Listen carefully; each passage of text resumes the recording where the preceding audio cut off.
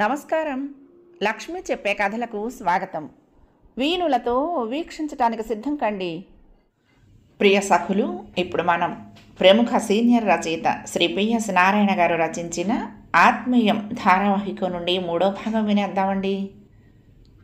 సోమవారం ఉదయం చిదంబరం ఊరు నుంచి వచ్చాడు. ఓ గంట లేటుగా వస్తారని చెప్పేదా? చక్రవర్తి అడిగాడు. ప్రతి సోమవారం ఉండేదిగా, చెప్పండి అంటూ చిదంబరం నవ్వాడు. చిదంబరం ఇంటి నుండి తెచ్చిన వాటిని సర్దుకుంటూ, మా అమ్మ సున్నుండలు చేసి తెచ్చింది, ఒకటి తిని వెళ్ళండి అంటూ చేతిలో పెట్టాడు. ఉండనియండి, సాయంత్రం తింటా. సాయంత్రం ఇంకోటి తిందురు గాని అన్నాడు నవ్వుతూ. మా అమ్మ వాటిని చేయటంలో ఎక్స్పర్ట్, ఇద్దరి కోసమని ఇచ్చింది చెప్పాడు చిదంబరం.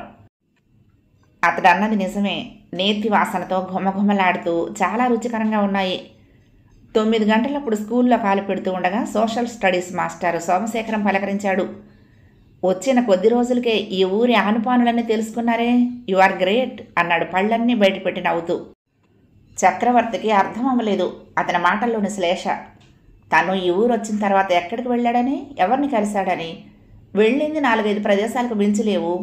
క్రితం ఆదివారం మొదటిసారిగా కూరలు కొనేందుకు మార్కెట్కి వెళితే భ్రమణ కనపడింది. ఇద్దరు మాట్లాడుకుంటూ కూరలు కొన్నారు. ఆమె బలవంతం చేయటంతో రామాలయం చూసి వాళ్ళ ఇంటికి భోజనానికి వెళ్ళాడు. రెండోది, ఆంజనేయులు గారితో కలిసి ఓ సాయంత్రం పూట పొలం గట్ల వెంట తిరిగాడు. నిన్నటి రోజునైతే తన తాతగారు ఎప్పుడో నివసించిన పాతింటిని చూసి వచ్చాడు. ఈ మాత్రం దానికి ఆయన గారు తను ఈ ఊరు ఆనుపానులన్నీ తెలుసుకున్నట్టు ఎగతాడిగా మాట్లాడతాడేమిటి? తను భ్రమరింటికి భోజనానికి వెళ్ళినందుకు అలా మాట్లాడుతున్నాడా? ఇందులో పెద్ద విచిత్రమే ఉంది. చిన్నప్పుడు తను తెలిసిన వాడు అవటంతో ఆమె తన ఇంటికి భోజనానికి ఆహ్వానించింది. ఆ పైన ఇద్దరు ఒకచోట పనిచేస్తున్న వాళ్ళు అవటంతో తను నిరాకరించలేకపోయాడు. అది అంతగా అందరి దృష్టిని ఆకర్షించాల్సిన విషయం ఏమీ కాదే. పల్లెటూళ్ళతో వచ్చిన గొడవే ఇది. చేమ చిటుక్కుమన్నా ఊరంతా ఇట్టే తెలిసిపోతుంది. అంటే అందరూ కలిసి నిన్న తను తిన్న రుచికరమైన భోజనాన్ని విషంలా మార్చి తన ఒళ్ళంతా ఎక్కించొచ్చు. అసలే సోమశేఖరం శకుని లాంటి వాడిని చిదంబరమే చెప్పాడు ఒకసారి మాటల్లో. ఈ వార్త నలుగురికి పాకుతుందేమోనని తనే భయపడుతున్నాడు. ఇక ఆడ మనిషి భ్రమర్ ఇంకెంతగా బాధపడుతుందో. ఎలాగూ బయటపడింది కాబట్టి ఇక ఆ విషయాన్ని కప్పిపుచ్చటం అనవసరం అనిపించింది. నా చిన్నప్పుడు నేను భ్రమర గారు గుంటూరులో పక్కపక్క ఇళ్లల్లో ఉండేవాళ్ళం. ఆమె నన్ను గుర్తుపట్టి భోజనానికి పిలిస్తే ఆదివారం కదా అని వాళ్ళ ఇంటికి వెళ్ళాను. అంతేగాని కొద్ది రోజుల్లోనే ఊరి ఆనుపానులన్నీ తెలుసుకునేంత గొప్పవాణ్ణేం కాలేదు అన్నాడు మొహాన్ని గంటు పెట్టుకుంటూ చక్రవర్తి. నిజమా? కంగ్రాచ్యులేషన్స్. ఆమె చాకులాంటి నిజాయితీ గల మనిషిలేండి అంటూనే బడిగంట మోగుతూ ఉండటంతో బడిబడిగా లోపలికి వెళ్ళిపోయాడు, మరొక మాటకు అవకాశం ఇవ్వకుండా. మనసు అస్తవ్యస్తమైంది చక్రవర్తికి పిచ్చి పిచ్చి ఆలోచనలతో. సాయంత్రం స్కూల్ అయిన తర్వాత బయటకు వచ్చే ముందు హెడ్ మాస్టర్ గారి గదిలోకి వెళ్ళి చెప్పి వెళ్ళటం ఓ మర్యాదగా ఉపాధ్యాయులంతా పాటిస్తారు. చక్రవర్తి ఆయన గదికి వెళ్ళాడు. అప్పటికే చాలామంది వెళ్ళిపోయారు. తనే ఎవరో విద్యార్థి అడిగిన ఓ లెక్కను వివరిస్తూ క్లాసులోనే ఉండిపోవడంతో ఆలస్యమైంది. చక్రవర్తి వెళ్ళేటప్పటికి పూర్ణచంద్రరావు గారు టేబుల్ సర్దుకుంటున్నారు, బయలుదేరేందుకు సిద్ధపడుతున్నట్టుగా. వస్తానండి. కూర్చో, నేను వస్తాను, అయిపోయింది. సోమశేఖరం వచ్చాడు. వెళ్తున్నాను సార్, రేపు 1 గంట ఆలస్యంగా వస్తాను. నాకు మొదటి 2 పీరియడ్లు లేవు. విజయవాడలో ఇవాళ మా మరదలకు సీమంతం. మా ఆవిడని పొద్దున్నే పంపాను. ఇప్పుడు నేను వెళ్ళి ఆవిడని తీసుకుని రేపొద్దున వస్తాను అన్నాడు. విజయవాడ ఎంతసేపు వెళ్ళటం? కూర్చోవయ్యా, నేను వస్తున్నాను. చక్రవర్తి ఉండగా తను ఉండటం కాస్త ఇబ్బందికరంగా అనిపించింది ఆయనకు. చక్రవర్తిని ఎందుకు కూర్చోబెట్టింది అర్థమవుతూనే ఉంది. మధ్యాహ్న భోజన సమయంలో తను హెడ్ మాస్టర్ గారికి అందించిన సమాచారం గుర్తుకురాగా భ్రమర అప్పటికే వెళ్ళిపోయినట్టుగా గమనించాడు చక్రవర్తి. ఇవాళ స్కూల్లో 1-2 సార్లు ఎదురుపడ్డా ముభావంగా నవ్వేసి వెళ్ళిపోయిందే కానీ మాట్లాడలేదు. లేదులేండి సార్, నేను వెళ్తాను. వెళ్లే బస్సులన్నీ నాన్ స్టాపులు. పాసింజర్ ఎప్పుడు వస్తుందో సెంటర్లో కాపలా వేయాలి అంటూనే ఆగకుండా వెళ్ళిపోయాడు. పర్మిషన్లు ఎక్కువైపోయినాయి. ఇదిగో ఎక్కువసార్లు ఆలస్యంగా వస్తానంటూ చెప్పేది ఈయనే. ఇక చిదంబరం గారైతే ప్రతి సోమవారం అంతే. అందుకే సోమవారం నాడు కావాలని మొదటి 2 పీరియడ్లు లేకుండా చూసుకున్నాడు. అయినా ఆయన చెప్పేది డ్రాయింగే కాబట్టి పెద్ద ఇబ్బంది లేదు అన్నాడు పూర్ణచంద్రరావు. నేను వారితో మాట్లాడానండి. డ్రాయింగ్లో కూడా విద్యార్థులకు ఇష్టత ఏర్పడేలా చేయాలని. ఆయనలో ఉత్సాహం ఉంటే పిల్లల్లోనూ వస్తుంది అన్నాడు చక్రవర్తి. భేష్, నాకు ఉందండి. ఇక్కడున్న 600 మంది విద్యార్థులలో కొందరైనా అందులో నిపుణత సంపాదించాలని. చూద్దాం, మీరు ఆలోచించండి, ఎలా చేస్తే బాగుంటుందో అమలు పరుద్దాం. అంతేకాదు ఈసారి జిల్లాలో 10వ తరగతిలో మన స్కూలు ప్రథమ స్థానంలో ఉండాలనేది నా కోరిక. నిజమేనండి, నేను చిదంబరం గారితో అదే అన్నాను. మీరు ఈ సంవత్సరం రిటైర్ అవుతున్నారట కదా, అలా చేసి మీకు పార్టింగ్ గిఫ్ట్గా ఇవ్వాలనేది మా ఆలోచన. ఆయన ఆనందంగా చూశాడు చక్రవర్తి వంక. కానీ ఒక్క విషయం మనం గుర్తుంచుకోవాలి, మనం గురువులం అంటే మనం అందరికీ ఆదర్శంగా ఉండాలి. ఎవ్వరికీ వేలెత్తి చూపించే అవకాశం ఇవ్వకూడదు. అప్పుడే మనకు ఈ వృత్తికి గౌరవం లభించేది. మీరన్నమాట 100కి 100 పాళ్ళు నిజమండి అన్నాడు చక్రవర్తి. భేష్, మాటల్లో కాదు చేతల్లో చూపించాలి దాన్ని. ఆయన కంఠం కొద్దిగా గంభీరంగా మారింది. నేను నీ గురించే ప్రత్యేకంగా మాట్లాడుతున్నది. నువ్వు ఈ ఉద్యోగానికి కొత్త కాబట్టి అంతగా నొక్కి చెప్పాల్సి వస్తోంది అన్నాడు పూర్ణచంద్రరావు. ఏమైందండి, నేనేమైనా తప్పు చేశానా? తడబడుతూ అడిగాడు చక్రవర్తి. ఉదయం స్కూల్కి వస్తున్నప్పుడు సోమశేఖరం అన్న మాటలు గుర్తుకు రావడంతో కంగారు పడ్డాడు. చక్రవర్తి, నువ్వు చేసిన పని ఏమీ బాగోలేదయ్యా. మన పేరు నలుగురు నోళ్లలో నానకూడదు. అది విద్యార్థుల దృష్టిలోకి వెళ్ళిందంటే నీకేమాత్రం గౌరవం ఇవ్వరు వాళ్ళు. అసలు లెక్క చేయరు కూడా. ఇదే గనక ప్రైవేట్ స్కూల్ అయి ఉన్నట్లయితే వార్నింగ్ ఇవ్వటమే కాదు, ఉద్యోగం నుండి పీకేసేవారు. తోటి టీచర్ ఇంటికి భోజనానికి వెళ్ళటం అంత ఘోరమైన నేరమా సార్? ఇక ఆగలేక సూటిగా అడిగాడు. అలా అడుగుతూ ఉంటే అవమానంతో అతడి కంఠం బొంగురుపోయింది. భ్రమర గారు, మేము నా చిన్నప్పుడు గుంటూరులో పక్కపక్క ఇళ్లల్లో ఉండేవాళ్ళం. ఆమె నన్ను గుర్తుపట్టి భోజనానికి పిలిచినట్టుగా అర్థమైంది. అంతేగాని ఇందులో నా గౌరవం పోగొట్టుకునేంత తప్పు ఉంటుందని అనుకోవటం లేదు. తనను తాను సమర్థించుకుంటూ అన్నాడు చక్రవర్తి కొద్దిగా కంఠం హెచ్చించి. ఇంత చిన్న విషయాన్ని భూతద్దంలో నుంచి అందరూ చూస్తున్నారన్నమాట. ఆమె భోజనానికి పిలిచింది, నువ్వు వెళ్ళావు, అందులో తప్పే ఉంది. దాన్ని ఎవరు మాత్రం తప్పు పడతారు? నేననేది ఆ విషయం కాదు, మోహిని మహల్కి ఎందుకు వెళ్ళావని. ఆయన చక్రవర్తిని చూస్తూ చికాగ్గా అడిగాడు. మోహిని మహలా? అదెక్కడుంది సార్? భృకుటి ముడివేశాడు చక్రవర్తి. ఆయన మాటలు చాలా వింతగా తోచాయి అతనికి. అదేమిటో తెలియకుండానే వెళ్ళాను అంటే ఎవరు నమ్ముతారయ్యా? నువ్వేమైనా చిన్నపిల్లాడివా?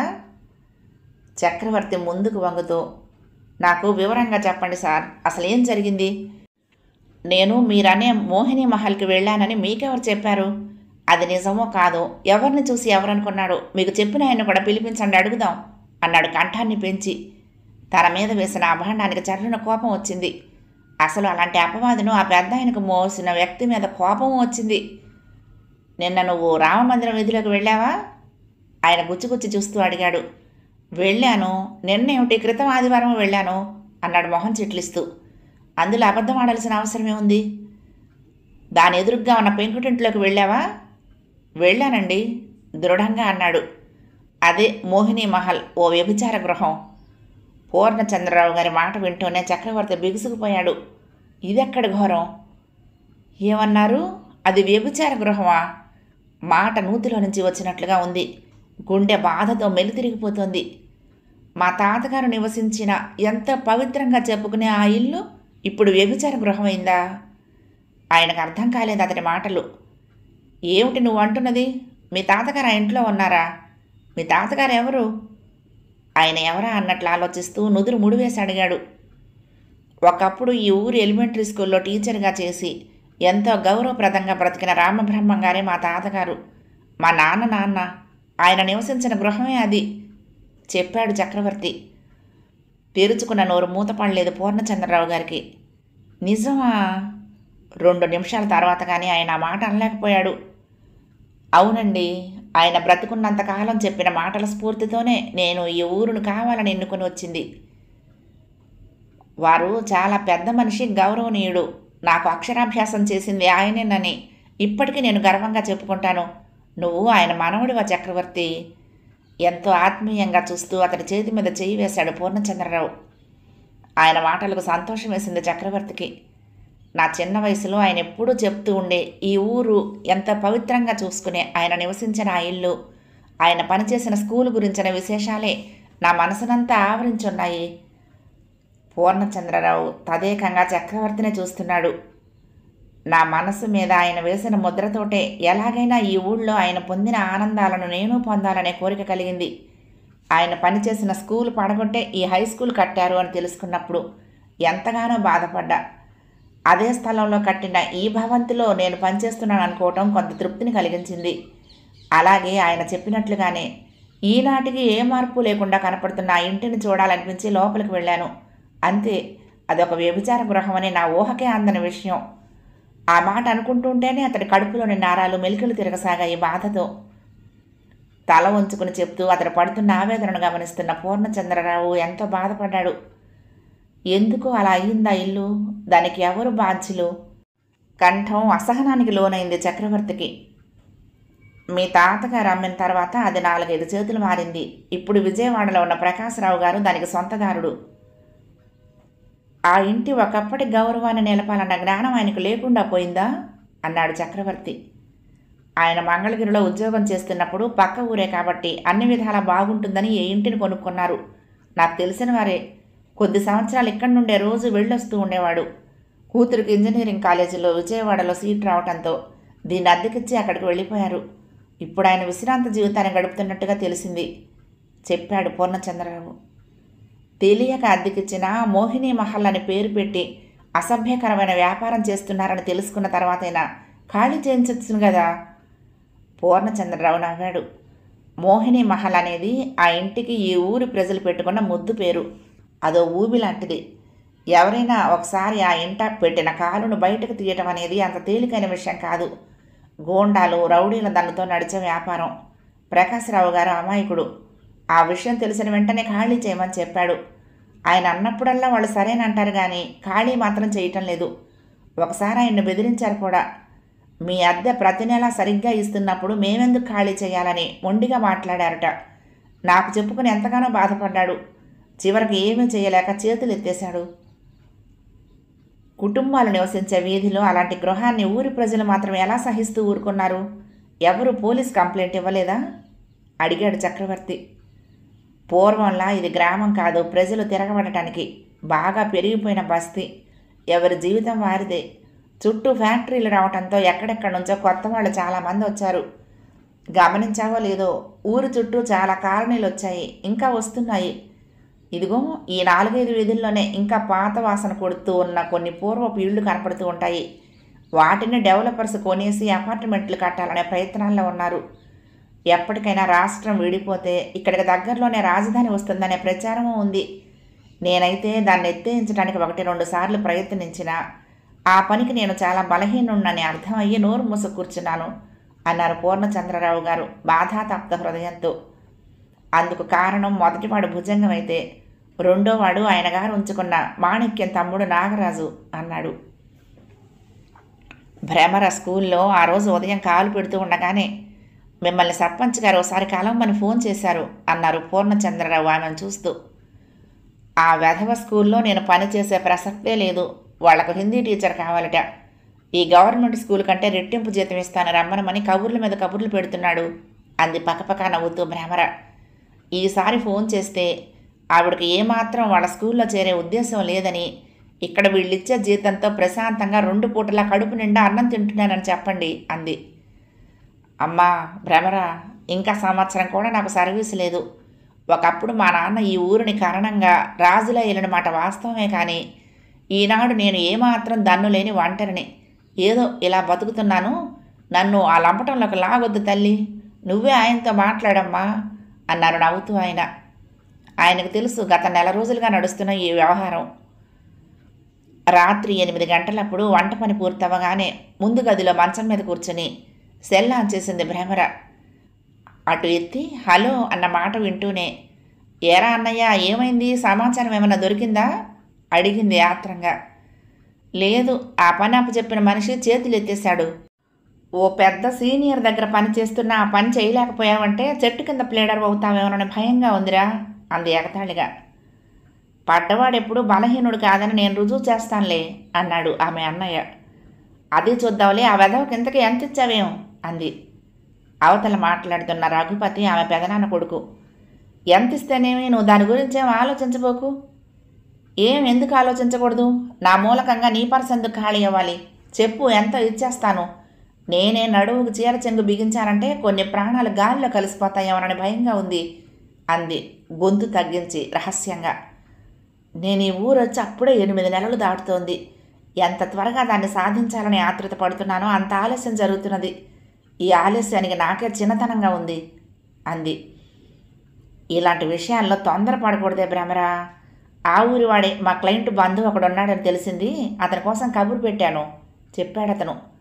ఎప్పుడొస్తాడట అసహనంగా అడిగింది. 2-3 రోజుల్లో రావచ్చు. 5 సంవత్సరాల క్రితం యాక్సిడెంట్ చేసి 3 సంవత్సరాలు జైలు శిక్ష అనుభవించి వచ్చిన వాడు దొరికితే చాలు, నేను డొంకనే కదిలిస్తాను. వాళ్ళు ఎలాంటి వాళ్ళైనా సరే ముక్కు పచ్చడి చేయందే వదలను అంది గుసగుసగా. చివరికి నేనే డైరెక్ట్గా ఈ విషయాన్ని తెలుసుకోవటానికి ప్రయత్నించక తప్పేలా లేదు అంది. ఒక్క వారం ఓపిక పట్టు, నేనే ఓ కొలికి తీసుకొస్తాను. ఇక్కడ పోలీస్ డిపార్ట్మెంట్లో నాకు కొంతమంది పరిచయస్తులు ఉన్నారు. మంగళగిరి నుంచి ఆ పాత ఫైల్ తెప్పించాను. ఆ రోజు ఆ ట్రాక్టర్ను నడిపింది వెంకటస్వామి అనే అతడని తెలిసింది. కానీ జైలు నుండి విడుదలైన తర్వాత అతడు కుటుంబంతో సహా ఎక్కడ సెటిల్ అయింది ఎవరూ చెప్పలేకపోతున్నారు. అందులో ఏదో పెద్ద మిస్టరీ ఉన్నట్టు అనిపిస్తోంది. ఎప్పుడూ ఊరు పట్టుకొని తిరిగే ఆంజనేయులు అనే మనిషి నాకు ఇక్కడ పరిచయం అయ్యాళ్లే. నువ్వు పెట్టిన గడువు దాటిందో ఆయన తోకకు నిప్పట్టించి వదిలిపెడతాను. ఓ ₹1,00,000 ఎల్ఐసి పాలసీ తీసుకుంటానంటే ఆ మాత్రం సాయం చెయ్యకపోడు అంది భ్రమర. భ్రమర, నువ్వేం చేసినా నీ పేరు తెర మీదకి రాకూడదు. దేనికైనా సమయం రావాలి. ఇలా తొందరపడితే ఎట్లా అన్నాడు. 9 నెలలు అందుకే ఆగానుగా అంది చిరాగ్గా. ఆ ఊళ్ళోనే ఉంటున్న నీ సంగతి, ఆ కేసులో నీ ఆసక్తి బయటకు వచ్చిందో నీ ప్రాణానికే ముప్పు, జాగ్రత్త. అందుకే కదరా ఓపిక పడుతుంది. ఓకే. సెల్ ఆఫ్ చేసి వరండాలోకి వస్తూనే ఉలిక్కి పడింది భ్రమర. అప్పుడే గేటు తెరుచుకొని ఓ వ్యక్తి లోపలికి వస్తున్నాడు. వరండా దీపపు కాంతిలో అతడు నాగరాజుని గుర్తించి చిరాకు పడింది. నమస్కారం అమ్మా, మీరింట్లో ఉన్నారా లేరా అనుకుంటూ బయలుదేరాను. అదృష్టం కనపడ్డారు. అతడు వరండాలోకి రాగానే మనసులో ఎంత అయిష్టత ఉన్నా మర్యాద కోసం లోపల నుండి కుర్చీ తీసుకొచ్చి వేసి తను గోడవారగా నిల్చుంది. చెప్పండి అంది. మా స్కూల్ స్టేట్లో ప్రథమ స్థానంలో నిలబడాలనేది నా కోరిక, మా బావగారి కోరిక. అన్ని సబ్జెక్టులకి మంచి ఉపాధ్యాయులు ఉన్నారు, కానీ కొద్ది నెలల బట్టి సరైన హిందీ టీచర్ లేక దాంట్లో విద్యార్థులు వెనకబడుతున్నారు. అందుకోసం మా బావగారు ఎన్నోసార్లు ఫోన్ చేశారు మీకు. నేను స్వయంగా కలిసి ఆ విషయం ఒకసారి చెప్పాను ఇంతకుముందే అన్నాడు నాగరాజు. మీ స్కూల్ని మీరు అభివృద్ధిలోకి తేవాలనుకోవటం బాగానే ఉంది, కానీ నేను గవర్నమెంట్ ఉద్యోగాన్ని వదిలేసి ప్రైవేట్ దానికి ఎందుకు రావాలో అర్థం కావటం లేదు. ఒక్క క్షణం కాఫీ కలుపుతాను అంటూ వెనక్కు తిరగబోయింది భ్రమర. వద్దండి, నాకు కాఫీలు టీలు అలవాట్లేదు. మాది ఎయిడెడ్ స్కూలే, మీ ఉద్యోగానికి ఏమీ దిగులు లేదు అన్నాడు. అలా అని ఎలా చెప్పగలరు? ఎయిడెడ్ అయినా మేనేజ్మెంట్ కోపం వచ్చిందంటే నేను బయటికి వెళ్ళక తప్పదు. ఇప్పుడున్న దాంట్లో ఆ అవకాశం తక్కువ. మహా అయితే నన్ను మరొక ఊరికి బదిలీ చేస్తారు. నిర్లిప్తంగా అతన్నే చూస్తూ అంది. ఈ సంవత్సరం మా విద్యార్థులకు ర్యాంకులు వచ్చేలా చూడాలని ప్రయత్నిస్తున్నాం అంది. బోర్డు స్కూలు, గవర్నమెంట్ స్కూల్లో పాస్ అయ్యే వాళ్ళకంటే తప్పే వాళ్ళే ఎక్కువ ఉంటారు. అలాంటి స్కూలును గొప్పగా చిత్రీకరిద్దామనుకుంటే ఎలా? చదువు రాని మొద్దులే అక్కడ చేరేది అన్నాడు నాగరాజు. మొద్దుల నుంచే కదా అందమైన కళాకృతులు తయారయ్యేది అంది భ్రమర. మాటలు అనవసరమమ్మా, మీరు మా స్కూల్కి రావాలి. ఈ ఊళ్ళో ఎప్పుడూ ఆ ప్రభుత్వ స్కూల్ కంటే మా స్కూలే ఉన్నత స్థాయిలో ఉన్నది, ఉంటుంది, ఇంకా ఇంకా ఉండాలి. మీకు ఎంత జీతం కావాలో చెప్పండి, ఇస్తాం. అంతేగాని మా ఊళ్ళో ఉంటూ మా మాట విననంటే ఎలా? భ్రమర అతని మాట తీరుకు కోపాన్ని నిగ్రహించుకోలేకపోయింది. బెదిరిస్తున్నారా? చచ్చా, చిటికి వేయటమే తప్ప నాకు అలాంటి అలవాటు లేదు. కార్యవాదినే కానీ మాటల మనిషిని కాను అన్నాడు. అది మరొక చురకలా భావించింది భ్రమర. దెన్ సారీ, ఇంకెప్పుడు ఆ విషయాన్ని నా దగ్గర ఎత్తొద్దు, నమస్కారం అంది ఓ అడుగు ముందుకు వేస్తూ. నాగరాజు తోక తొక్కిన త్రాచులా ఆ కుర్చీలో నుంచి లేచాడు. ఆదివారం ఉదయం 9 గంటలప్పుడు పూర్ణచంద్రరావు గారు, చక్రవర్తి విజయవాడలో బస్సు దిగి ఆటో ఎక్కారు సత్యనారాయణపురం వెళ్లేందుకు. క్రితం రోజు రాత్రి పూర్ణచంద్రరావు గారు ఫోన్ చేసి ప్రకాశ్రావుకు చెప్పారు, సాయిరాంపురంలోని ఇంటి విషయం మాట్లాడేందుకు తాము వస్తున్నట్టుగా. నాకు అర్థం కావటం లేదు మాస్టారు. వాళ్ళు ఖాళీ చేయమంటే చెయ్యకపోగా నన్ను బెదిరిస్తున్నారు కూడా. దాన్ని అమ్మేద్దామన్నా వాళ్ళ భయంతోటే కొనేవాడెవడు ముందుకు రావటం లేదు. కోర్టుకు వెళ్దామంటే డబ్బుకు డబ్బు దండగా ఈ వయసులో కోర్టుల చుట్టూ తిరగటం నా వల్ల కాదు. నాకు అలవాటు లేదు. నా బ్రతుకు ఆ వెధవల వలన దినదిన గండంగా తయారవుతుంది. ఏం చెయ్యాలో తెలియటం లేదు. ఎప్పటికైనా భగవంతుడి దయ నా మీద ప్రసరిస్తే ఆ ఇల్లు నాదవుతుంది అంతే అన్నాడు నిర్వేదంగా ప్రకాశరావు. అమ్మితే ఎంత వస్తుంది అనుకుంటున్నారు? చక్రవర్తి అడిగాడు. వాళ్ళు వరండాలో కూర్చొని మాట్లాడుకుంటున్నారు.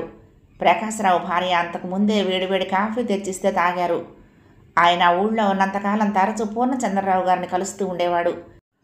సెలవు వస్తే ఇద్దరూ కబుర్లు చెప్పుకుంటూ పొలాల గట్ల మీదకు వెళ్తూ ఉండేవారు. కొనేవాడు ముందుకు రావాలి కదా అన్నాడు ఆయన. ఒకవేళ ఎవడైనా ధైర్యం చేసి వస్తే? ఎవడైనా అన్న మాటను నొక్కి పలుకుతూ అన్నాడు చక్రవర్తి. ఇప్పుడైతే 10 లక్షల దాకా వస్తుంది. స్థలమే 400 గజాలు. రాష్ట్రం విడిపోయి గుంటూరు విజయవాడల మధ్య రాజధాని కనుక వస్తే 2-3 రెట్లు పెరిగినా పెరగొచ్చు. కానీ మనసుకు ప్రశాంతత చేకూర్చుకునేందుకే ఎంత ఇచ్చినా చూసుకోకుండా వదిలించుకుని చేతులు కడుక్కుందాం అనుకుంటున్నాను అన్నాడు నీరసంగా ఆయన. నాకు తిండికి లోపం లేకుండా ఆస్తుంది. ఇంకా దాని మీద బాగా రావాలి అనుకుంటూ టెన్షన్ పడుతూ బ్రతుకునెందుకు కుదించుకోవాలి? అనుకున్న దాంట్లో సగం వచ్చినా కళ్ళు మూసుకొని ఇచ్చేస్తాను అన్నాడు. చక్రవర్తి ఆలోచనలో పడ్డాడు. 5 లక్షల్లో తన తాతగారి ఆ ఇంటిని తను కొనుక్కుంటే ఎలా ఉంటుందా అని. దానికి డబ్బు కంటే ముందు దౌర్జన్యానికి ఎదురు నిలబడగల శక్తి కావాలి. నిబద్ధతకు ప్రాణమిచ్చే తాతగారి ఇంటిని పరమచండాలపు పనుల నుండి విముక్తి చేసి పూర్వపు శోభ ప్రతిష్ట పవిత్రత తీసుకురావాలనే తపన మనసంతా ఆవరించింది. అప్పుడే తను ఈ ఊరు రావటంలోని ఆంతర్యానికి సరైన సమాధానం దొరికేది. హైదరాబాద్లో ఉన్న నాన్న కానీ అమెరికాలో ఉన్న అన్నయ్య కానీ తలుచుకుంటే 5 లక్షలు ఓ లెక్కలోదే కాదు. తాను కొనాలనుకునేది తాత పేరు నిలబెట్టేందుకే. ప్రకాశరావు గారు, నాకు సాయం చేయగలరా? మీరు అన్నమాట మీద నిలబడేటట్లయితే నేను ఆ ఇంటిని కొంటాను. ఒకప్పుడు మా తాతగారైన రామబ్రహ్మం గారు నివసించిన ఆ ఇల్లు ఇప్పుడు ఎలా అయింది అని నా మనసు విలవిల్లాడిపోతోంది. నేనే కాదు, ఆ గ్రామంలో ఉన్న పూర్ణచంద్రరావు గారి లాంటి ఆయన అభిమానులంతా కూడా బాధపడుతున్నారని అనుకుంటున్నాను. నేను వాళ్ళందరి సాయము తీసుకుంటాను. అయితే మీరు ఒక పని చేయాలి. నాకు డబ్బు సమకూర్చుకునేందుకు కొంత సమయం పట్టొచ్చు. సంవత్సరాలు కాదులేండి, నెలలే. దాని డాక్యుమెంట్లు ఇవ్వండి. ముందు బ్యాంకు నుండి అప్పు దొరుకుతుందేమో ప్రయత్నిస్తాను. దొరక్కపోయినా నా సొంత ఏర్పాట్లు నేను చూసుకుంటాను. ఈ అమ్మకం విషయాన్ని మాత్రం రహస్యంగా ఉంచాలి. రిజిస్ట్రేషన్ అయ్యి కాగితాలు నా చేతికొచ్చేంత వరకు మన ముగ్గురికి తప్ప మరొకరికి తెలియకూడదు. ముఖ్యంగా ప్రస్తుత ఆ ఇంటి నిర్వాహకులకు, వారి అనుయాయులకు నా పేరున కాగితాలు వచ్చిన తర్వాత నేనే స్వయంగా రంగంలోకి దిగి ఆ ఇంటిని ఖాళీ చేయించడానికి నా ప్రయత్నాలు నేను చేసుకుంటాను. నేను డబ్బు ఇవ్వటం, మీరు రిజిస్టర్ చేయటంతో మీ సమస్య తీరిపోయి నా సమస్య మొదలవుతుంది అన్నాడు చిరునవ్వుతో చక్రవర్తి. ప్రకాశరావు వెంటనే చక్రవర్తి మాటలకు స్పందిస్తూ తన అంగీకారాన్ని సంతోషంగా తెలియపరిచాడు. దాన్ని ఎలాగోలాగా వదిలించుకోవటమే ఆయన ధ్యేయం కూడా. భేష్, మంచి నిర్ణయం తీసుకున్నావయ్యా చక్రవర్తి. పూర్ణచంద్రరావు గారు ఎంతగానో సంతోషించారు అతని మాటలకు. రణభేరి మోగేందుకు కనీసం మరొక 3-4 నెలలు పట్టొచ్చు అనుకున్నాడు చక్రవర్తి. పండు వెన్నెల, చల్లటి గాలి వీస్తోంది. రాత్రి 8 గంటలైంది. భుజంగము, నాగరాజు మాణిక్యం ఇంటి వెనుక వైపు మామిడి చెట్టు కింద కూర్చుని ఉన్నారు. వాళ్ల ముందు టీపై మీద వాళ్ళ శరీరాలకు కావలసిన ఇంధనం ఉంది. పక్కన గ్లాసులున్నాయి. స్టీల్ మగ్గుల్లో ఐస్ క్యూబ్స్ ఉన్నాయి. వంటింట్లో మాణిక్యం గుడ్లు కొట్టి ఆమ్లెట్లు వేస్తున్నది. ఆమెది భారీ శరీరం, నల్లగానే ఉన్న కళగల మొహం. ఒత్తైన జుట్టును ఎప్పుడు చుట్టగా చుట్టి కొప్పులా పెట్టుకుంటుంది. ముఖాన రూపాయి కాసంత బొట్టు. మెళ్ళో 4 వరుసల బంగారు గొలుసులు దిగేసుకుంటుంది. ఇంట్లోనే ఉన్న 1000 రూపాయలకు తక్కువ చీర కట్టదు. తమ్ముడు ఉంచుకున్నవాడు అడ్డదారుల్లో సంపాదించిందంతా తెచ్చి ఆమె చేతిలో పెడుతూ ఉంటారు. ఎప్పుడో ఈ ఊళ్ళో పనిచేసిన బడిపంతుల మనవడు మన గెస్ట్ హౌస్కి వెళ్ళాడట, నాగరాజు అన్నాడు. అవతారం లోపలికి రానిచ్చాడా? మాణిక్యం లోపల నుంచే అడిగింది. వాడికేం తెలుసు, ప్యాసింజర్ అనుకుని రానిచ్చాడు. లోపలికి వచ్చిన తర్వాత ఆ గాడిద వెళ్ళబెట్టాడట. ఇది మా తాతగారు ఒకప్పుడున్న ఇల్లు, చూద్దామని వచ్చాను అంటూ. వాడు కానీ అసలు సంగతి తెలుసుకుని హడావుడి చేస్తాడా అనిపించింది. అప్పటికి అవతారం పిల్లలిద్దరిని మనవరాళ్ళంటూ పరిచయం చేశాడట్లే చెప్పాడు నాగరాజు. భుజంగం విని ఊరుకున్నాడు. అవతారం చెప్పగానే ఒకటే అనుకున్నాను, వాడు గనక పిచ్చి పిచ్చి వేషాలు వేస్తే చిటిక వేసేద్దాంలే అని.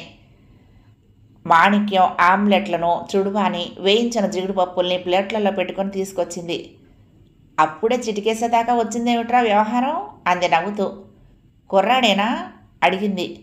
ఆ ఇంకా పెళ్లి కూడా కాల చెప్పాడు నాగరాజు. నా దగ్గరకు తీసుకురా, సానబట్టి మళ్ళీ కోలుకోకుండా చేస్తాను అంది. భుజంగం, నాగరాజు గొల్లున నవ్వారు. గ్లాసులోని డ్రింకులు శరీరాల్లోకి ఎక్కుతూ ఉంటే హుషారుగా ఉన్నారు. భుజంగానికైతే మాణిక్యం మాటలు మరింత కిక్కిస్తాయి. ప్లేటు సగం ఖాళీ అయింది. మాణిక్యం వాటిని ముట్టుకోదు. భుజంగం ఎప్పుడైనా చికెన్ లాంటిది తయారు చేయమన్నా నసుక్కుంటూ చేస్తుందే కానీ తను తినదు. పూర్తిగా శాకాహారే. 4 పాడిగొడ్లు భుజంగం కొన్నవే ఉన్నాయి. స్వయంగా పాలు పితికి అమ్ముకుంటూ ఏ కారణంతోనైనా అతగాడు దూరమైనా దిగులు లేకుండా బాగానే వెనకేసుకుంటున్నది. రోజు పొద్దున్నే పాలు పెద్ద క్యాన్లో పెట్టుకుని వాకిటి తలుపు దగ్గర స్టూల్ వేసి కూర్చుని బయట జారిపోతున్నా పట్టించుకోకుండా వచ్చిన వాళ్ళకు పాలు పోస్తూ ఉంటుంది. కొందరైతే ఆమెను చూస్తూ కబుర్లు చెప్పడానికే పాలు పోయించుకునే వంకతో వస్తూ ఉంటారు. అయినా వాళ్ళ పరిధిలో వాళ్ళు ఉంటారు. దూరంగా నిల్చుని తనివి తీర ఆమెను చూస్తూ కబుర్లు చెప్పేంతవరకే చనువు తీసుకుంటారు. వాళ్లకు తెలుసు మాణిక్యం సంగతి. నోరు తెరిచిందంటే తాము గింగిరాలు తిరుగుతూ పానకాల స్వామి కొండ అవతల పడతామని. హిందీ టీచర్ ఏమంటుందిరా, మన స్కూల్కి వస్తుందట్నా రాదట్నా? మహా పొగరబోతులా ఉందక్క. స్వయంగా నేనే వెళ్ళి అడిగాను, రానని ఖచ్చితంగా చెప్పేసింది అన్నాడు నాగరాజు. నువ్వు మాటకు ముందు చిడికేస్తాననటమే తప్ప దాని బ్యాక్గ్రౌండ్ ఏంటో ఎప్పుడైనా తెలుసుకోవాలని ప్రయత్నించావా అడిగాడు నాగరాజుని ఎగతాళిగా చూస్తూ భుజంగం. అతడికి ముందుకు దూకటమే తప్ప బుర్ర లేదని తెలుసు. మాట ముద్దగా వస్తున్నది. దాని మొహం దాని మనకేముంటే నాకేంటి నిర్లక్ష్యంగా అన్నాడు నాగరాజు. ఆగాగు, ఆవేశంతో కాడాకొచ్చేవోకు, అది భానుమూర్తి కూతురు అన్నాడు భుజంగం. ఏ భానుమూర్తి? 5 ఏళ్ల క్రితం నువ్వు చుటికేశావే వాడి కూతురు. ఇది ఏలూరు నుంచి వచ్చింది, వాడిది గుంటూరు కదా. నుదురు చిట్లించాడు నాగరాజు. నువ్వు చిటికేసిన తర్వాత వాళ్ళు ఏలూరు పారిపోయారులే. అది ఆ విషయం తెలియకే వచ్చిందా? అదే మనం ముందు తెలుసుకోవాల్సింది. అది ఏ ఆలోచనతో వచ్చినా మన స్కూల్లో చేరితే మన కాళ్ళ దగ్గర చచ్చినట్టు పడుంటుందనేది నా ఆలోచన. అందుకే అది రావాలని నేను పట్టుపడుతున్నది అన్నాడు భుజంగం. దాని వాలకం చూస్తే ఎవరి కాళ్ళ దగ్గర పడుండే రకంలో లేదు. భుజంగం గలగలా నవ్వాడు నిషా బాగా ఎక్కటంతో. అప్పటికే 2 రౌండ్లు పూర్తయ్యాయి. శత్రుశేషం, రుణశేషం ఉండకూడదంటారు. పిచ్చి పిచ్చి వేషాలు వేస్తే దాన్ని అవతారం మనవరాలిగా మార్చేయటమే. మాణిక్యం వాళ్ళ మాటలకు ముక్తాయింపిచ్చింది. భుజంగం వంక చిరునవ్వుతో చూస్తూ. శనివారం మధ్యాహ్నం 1 గంటప్పుడు ఆ రోజుకు స్కూల్ అయిపోయి అందరూ ఇళ్లకు వెళుతున్న సమయంలో భేమర హెడ్ మాస్టర్ గారి గదిలోకి వచ్చి, నేను ఊరికి వెళ్తున్నాను, బహుశా బుధవారం వస్తాను. ఎప్పుడొచ్చేది ఖచ్చితంగా చెప్పలేను గనక వచ్చిన తర్వాత సెలవు చీటీ ఇస్తాను అంది. భేష్, ఏ ఊరు వెళ్తున్నావు? అది నా స్వవిషయం, మీరు అడగకూడదు, నేను చెప్పకూడదు. ఊరికి వెళ్ళకపోతే ఇంట్లో బూజు దులుపుకుంటూ అయినా కూర్చుంటానే కానీ స్కూలుకి మాత్రం రాను అంది. అమ్మా భ్రమర, ముందు పెద్దవాళ్ళతో సరిగ్గా మాట్లాడటం నేర్చుకో అన్నాడాయన. నేను తప్పేం మాట్లాడానండి? మా అమ్మ నాకు అన్ని మర్యాదలు నేర్పింది కానీ ఈ సమాజమే నన్ను ఇలా నిష్కర్షగా మాట్లాడమని పురమాయించింది అంది పకపక నవ్వుతూ. ఏది ఇటు తిరిగి కాళ్ళు ముందుకు పెట్టండి అంటూనే ఆయన తిరగటం ఆలస్యం. వంగుని ఆయన పాదాలకు నమస్కరిస్తూ, నేను మీ కూతురు లాంటి దాన్ని, నన్ను మీతోనైనా స్వేచ్ఛగా మాట్లాడనివ్వండి, నేను వెళ్తున్న పని సానుకూలమయ్యేలా ఆశీర్వదించండి అంది. భేష్, ఇది పెద్ద మనిషి తరహా అంటే. నువ్వు ఏ పని తలపెట్టినా విజయం సాధిస్తావనే నమ్మకం నాకుంది. సుఖంగా వెళ్ళి లాభంగా రా అన్నాడు. ఆమె నవ్వుకుంటూ ఆ గదిలో నుంచి వడివడిగా బయటికి వెళ్ళిపోయింది. భ్రమర వెళ్తున్న వైపే చూస్తూ ఉండిపోయాడు పూర్ణచంద్రరావు. ఈ అమ్మాయి అంత తేలిగ్గా అర్థం కాదు, మనిషి మంచిదే కానీ మాట పెడసరు అనుకున్నాడాయన. ఆమె అటు వెళ్తూ ఉండగానే చక్రవర్తి వచ్చి ఆయన ఎదురుగా కుర్చీలో కూర్చున్నాడు. నాన్నతో మాట్లాడానండి. ఆయనకు అంత ఇష్టం కాకపోయినా మా అన్నయ్యతో సంప్రదించి చెప్తానన్నారు. ఆ ఇంటి పరిస్థితిని నేను ఆయనకు చెప్పలేదు, బాధపడతారనే ఉద్దేశంతో అన్నాడు. భేష్, మంచి పని చేసావు. నాన్నకు మరొకటి కూడా చెప్పానండి. ఇక్కడే ఉండి ఎప్పుడైనా సరే అవకాశం వస్తే పొలాలు కొనాలని ఉంది. నువ్వు డబ్బు సర్దటమే కాదు, అన్నయ్యను కూడా పెట్టుబడి పెట్టమను. దాన్ని ఉమ్మడి ఆస్తిగానే అభివృద్ధి చేద్దామని. అమ్మ అయితే ఎంతగానో సంతోషించింది. ఈ పట్టణంలో ఏమున్నదిరా, వయసు వస్తున్నది. నాన్న రిటైర్ అవ్వగానే మేము అక్కడికే వచ్చేస్తాం. సాయంత్రం పూట ఎదురుగ్గా ఉన్న రామాలయంలో కూర్చుని రామదాసు కీర్తనలు పాడుకున్న ఆ ఆనందమే వేరు అంది. ఆమె పాటలు వినాలే కానీ మరొకరు చెప్తే ఆ కంఠంలోని మాధుర్యం తెలియదు అన్నాడు. చక్రవర్తి, నువ్వు ఎదుర్కోబోయే పోరాటంలో నా చేయూత తప్పకుండా ఉంటుందయ్యా. ఇదంతా రహస్యంగా జరగాల్సిన పని. మన ఊరి కొందరు పెద్దల్ని కూడా అది నీ పేరున రిజిస్ట్రేషన్ అయిన తర్వాత రంగంలోకి దింపుతాను. మాలాంటి చాలామందికి ఊరి మధ్యలో అలాంటి నీచపు పనులు జరగటం చూస్తూ ఉంటే చాలా అసహ్యంగా ఉంది అన్నాడు ఆయన. మీ మాట సాయమే నన్ను ఈ విషయంలో ధైర్యంగా ముందుకు అడుగులు వేయిస్తోంది. ఇక మీరు ఊరి పెద్దలు కూడా నడుం బిగిస్తారంటే ఇంకా కావలసిందే ఉంది. సాయిరాంపురాన్ని ఓ ఆదర్శ గ్రామంగా తీర్చిదిద్దుదాం అన్నాడు చక్రవర్తి. 3వ భాగం సమాప్తం. ప్రియ సఖులు, ఈ కథ మీకు నచ్చితే తప్పకుండా లైక్ చేయండి, షేర్ చేయండి, కామెంట్ చేయండి, సబ్స్క్రైబ్ చేసుకుని నన్ను ఎంకరేజ్ చేయండి. ఉంటానండి. ప్రేమతో లక్ష్మి, కృష్ణాతీరం దుర్గమ్మ సన్నిధానం. నమస్తే.